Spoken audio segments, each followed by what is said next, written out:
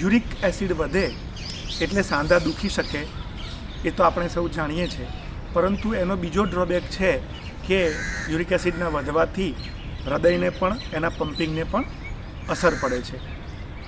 5000 વર્ષ પહેલાંના શાસ્ત્રોમાં લખેલું છે કે જે લોકો પ્રમાદી છે, આળસુ છે, એને આપણે જેને અત્યારે મોડર્ન યુગમાં યુરિક એસિડ કહીએ છીએ એની બીમારી થઈ શકે છે.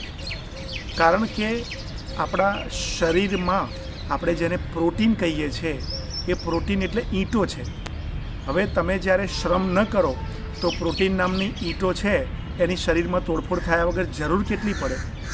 તો પહેલાં તો જે લોકોને પણ યુરિક એસિડ આવે છે એમણે દાળ, કઠોળ, નોનવેજ, ઈંડા, ચીકુ અને પાલકની ભાજી કે કોઈપણ રૂપમાં પાલક, આટલું બંધ કરી દેવું જોઈએ. આપણે વાત કંટ્રોલ કરવા માટે કરી રહ્યા છીએ. આટલું બંધ કરવાને કારણે ખોરાકમાંથી સીધું જે યુરિક એસિડ વધવાની સંભાવના કે શક્યતા છે એ ઘટી જશે. બીજા નંબરે પાણી વધારે પીવું જોઈએ. આપણે પાણી વધારે પીએ એટલે શરીરની અંદર જે યુરિક એસિડ વધવાનું જે લોહીની અંદર થાય છે એ બહાર ફેંકાવાનું શરૂ થઈ જાય. આપણા શરીરમાં પેશાબ કે યુરિન બને છે એ તો આપણે જાણીએ છીએ, પણ પ્યુરિનમાંથી યુરિન બનવાની જે ચેન છે તૂટી જાય ત્યારે એ પ્યુરિનમાંથી જે યુરિક એસિડ વધારાનો છે એ શરીરના ઓર્ગનને બગાડવાનું શરૂ કરે છે.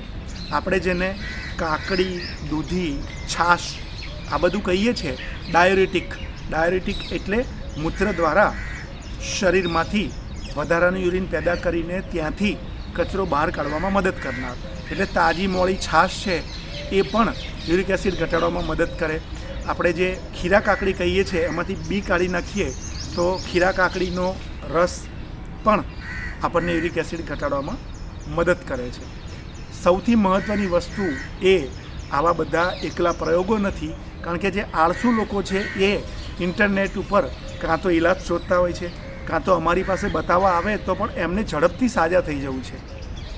બરાબર સમજી લો, કોઈ પણ દર્દીની બીમારી જે છે કબજિયાતથી લઈને કેન્સર સુધીની, એ બીમારીનો 50% ઈલાજ દર્દી પોતે છે.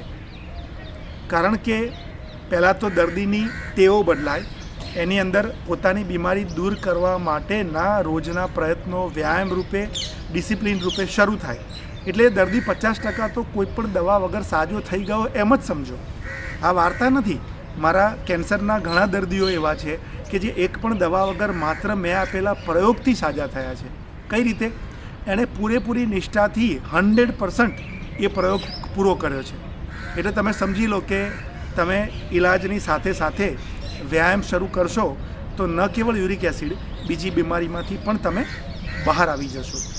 મેં આજે ઈલાજની વાત કરી, એમાં ગળોની જે ગોળી આવે છે એ એબ્સ્ટ્રેક્ટ ફોર્મમાં કહેવાય, કારણ કે ગળોના ટુકડાને ઉકાળવા, એને તમારે કૂટીને પલાળવા, ગરમ કરવા, આ બધું અત્યારની મોડર્ન લાઈફમાં પ્રેક્ટિકલી રોજ પોસિબલ ન પણ બને.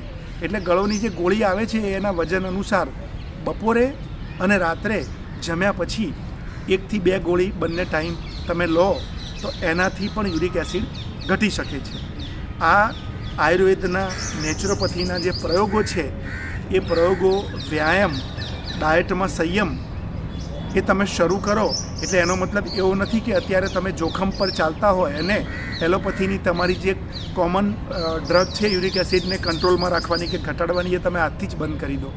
કારણ કે એ બંધ કરશો તો હૃદય સુધી જોખમ આવી શકે છે.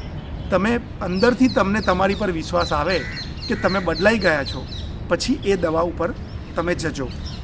હવે જે મીઠો લીમડો છે, ફુદીનો છે, આની જે ચટણી છે એટલે કે એની પેસ્ટ છે એ પાણી ઉમેર્યા વગર તમે બનાવો અને એની અડધી ચમચી પેસ્ટને તમે સાવ તાજી મોળી છાશમાં મિક્સ કરીને દિવસમાં એકવાર સવારે બ્રશ કર્યા પછી અથવા બપોરે જમવાના 1 કલાક પહેલાં કે 1 કલાક પછી લેશો તો આ પ્રયોગ પણ તમને યુરિક એસિડ ઘટાડવામાં સારી એવી મદદ કરશે. બીજું, દર અઠવાડિયે 1 દિવસ એવું નક્કી કરો કે બપોરે જમવાને બદલે માત્ર સલાડ ભોજનમાં, અને સલાડની સાથે ફળો એટલે કાકડી, સફરજન, ગાજર, બી વગર ટામેટાં, અને તમને બહુ જ ભૂખ લાગતી હોય તો સાથે તમે એકાદ કેળું ટેટી એવું લઈ શકો છો. આમ કરવાને કારણે 2 કે 3 મહિનામાં લગભગ 12 થી 14 દિવસ એવા આવશે કે જેમાં તમે બપોરનું ભોજન છોડી દીધું. હવે તમે હિંમતવાન કે મનથી મજબૂત માણસ બની ગયા છો તો આ જ વસ્તુ રાત્રે પણ કરી શકો, પણ રાત્રે ફળોની સાથે સલાડ નહીં લેવાનું. એની સાથે તમે થોડા ડ્રાયફ્રૂટ્સ લઈ શકો છો, કારણ કે હવે તમે યુરિક એસિડમાંની જે દુનિયા છે એમાંથી બહાર આવવા માટેના બધા પ્રયત્નો કર્યા છે, એટલે પ્રોટીનના રૂપમાં ડ્રાયફ્રૂટ્સ થોડું લઈ શકો છો. ડિનરમાં વધુ ભૂખ લાગતી હોય તો ફ્રૂટ્સની સાથે તમે ખાખરો લઈ શકો છો. બસ આ જ રસ્તે તમે આગળ ચાલો અને આ નિયમિત રીતે મારી પોસ્ટ, મારા જે વિડીયો કે રીલ છે એ જોતા રહો, એટલે તમે આરોગ્યની દુનિયામાં તરતા અને સ્વસ્થ મસ્ત રહેવાના જ છો. ફરી મળીએ આરોગ્યના આવા જ વિષય સાથે.